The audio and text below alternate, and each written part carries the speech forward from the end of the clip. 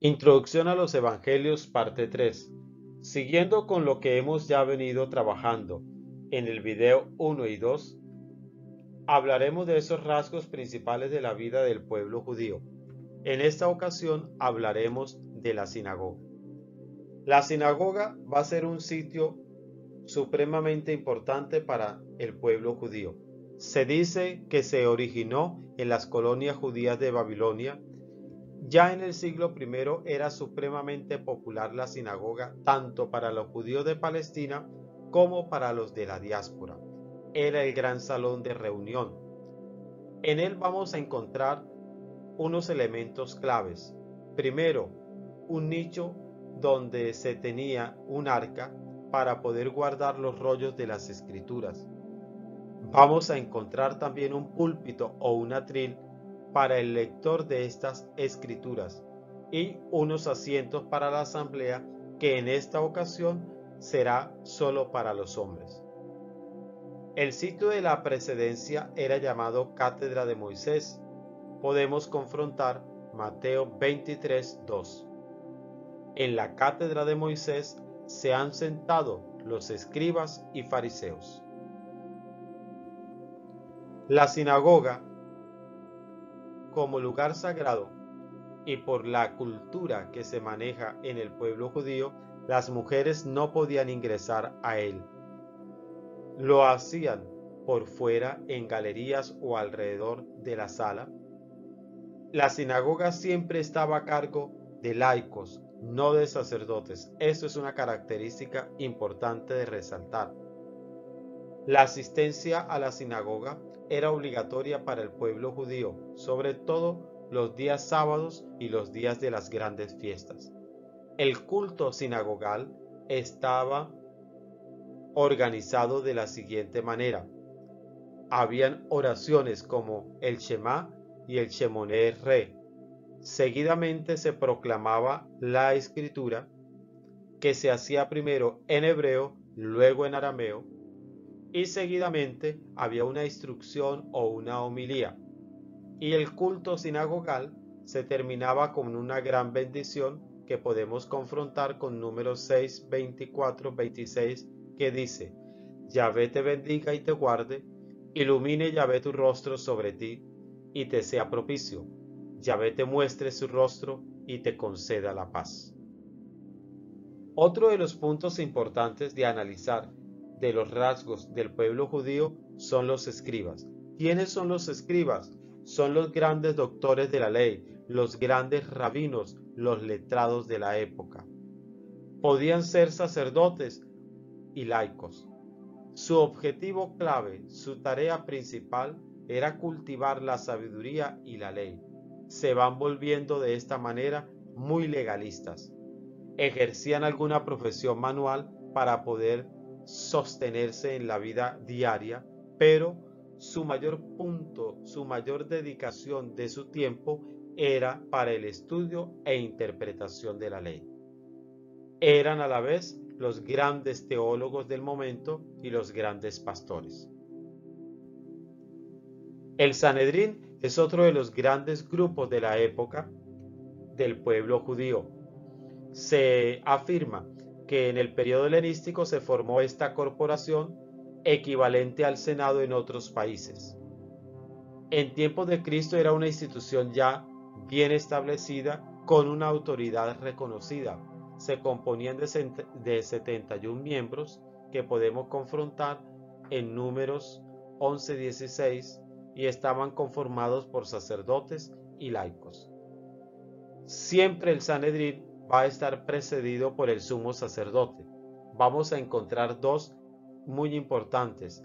Anás, que estuvo en el periodo del año 6 al año 15 después de Cristo, y luego Caifás del año 18 al año 36 después de Cristo.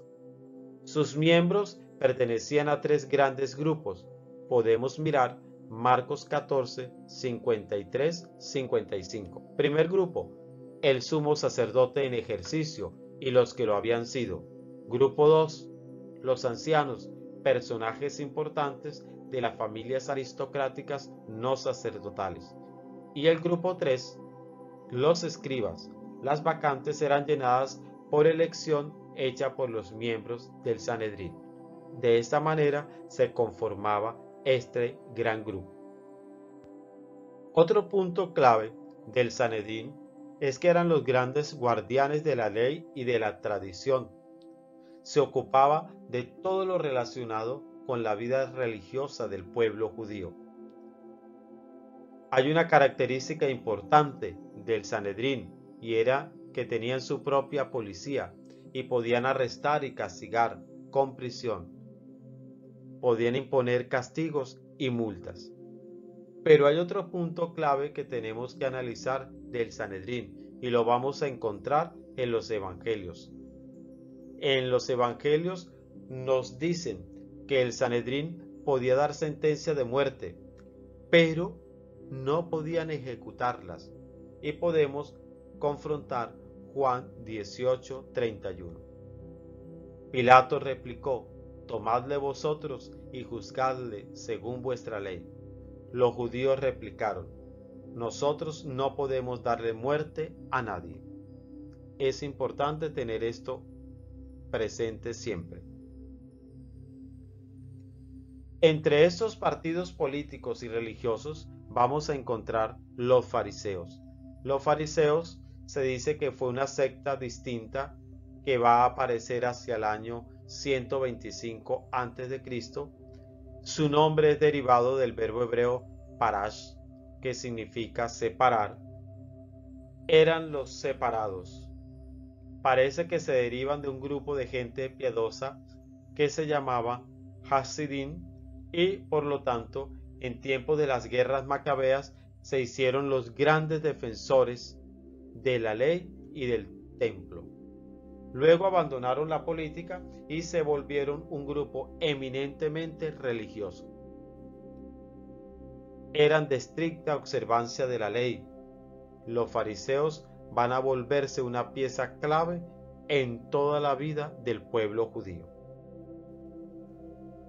La mayor parte de ellos pertenecían a la vida laica, pertenecen a todas las clases sociales, y esto es importante tenerlo presente.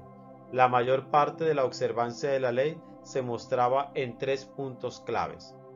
1. Se debía de guardar el sábado. 2. La pureza ritual. Y 3. Se debe pagar los impuestos sagrados.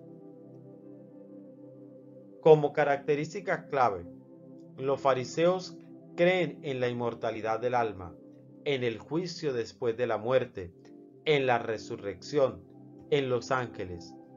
Esperaban la venida del reino de Dios en la tierra y esperaban al Mesías.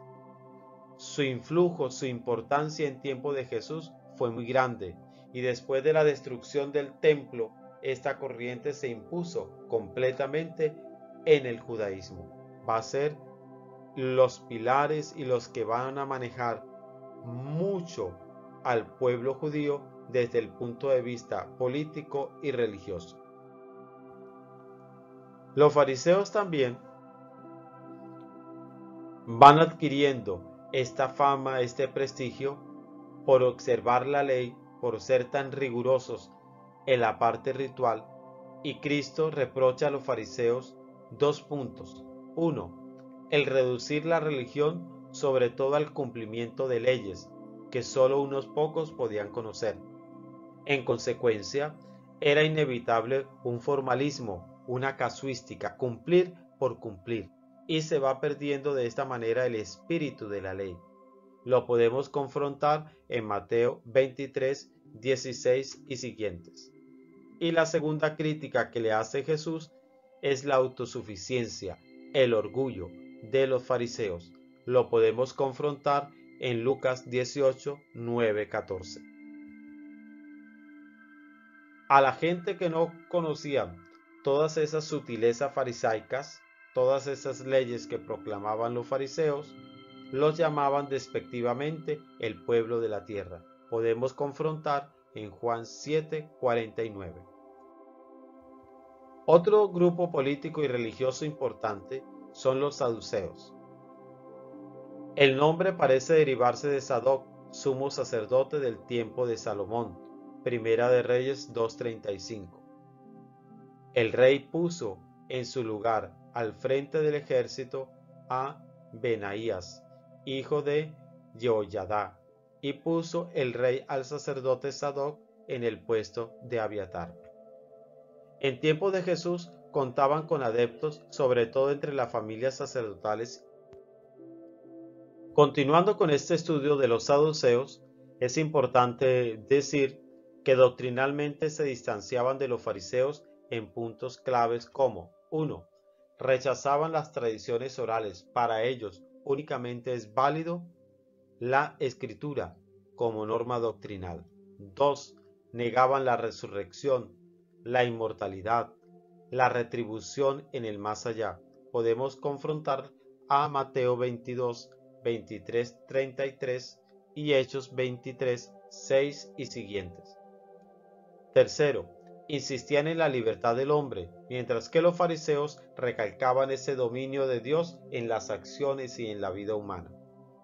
Y 4. Aplicaban la letra de la ley del talión, ojo por ojo, diente por diente, Levítico 24, 19 y siguientes.